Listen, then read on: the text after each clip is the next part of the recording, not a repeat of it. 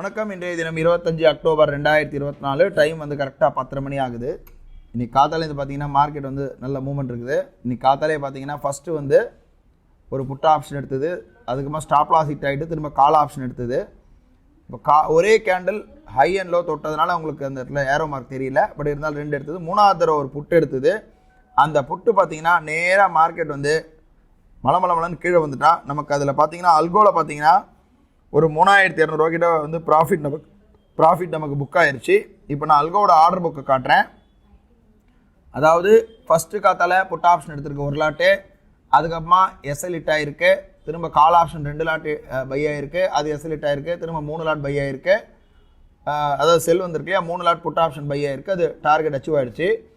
நான் இப்போது Alice ப்ளூவுடைய order book காட்டுறேன். அலைஸ் ப்ளூ ஆர்டர் புக்கில் பார்த்தீங்கன்னா நமக்கு தெளிவாக தெரியுது. அதாவது காத்தால பார்த்தீங்கன்னா ஃபஸ்ட்டு காலே 9:25க்கு 51,300 புட் ஆப்ஷன் வந்து ஒரு லாட் எடுத்திருக்கு. 357க்கு அது 335 எஸ்எல் ஹிட் ஆகிருக்கு. திரும்ப 51,400 கால் ஆப்ஷன் 426 பை ஆகிருக்கு, அது 392 ஸ்டாப் லாஸ் ஹிட் ஆகிருக்கு. திரும்ப 51,200 புட் ஆப்ஷன் 323க்கு வந்து பை ஆகிருக்கு, அது 422க்கு இந்த இடத்துல கட் ஆகிருக்கு.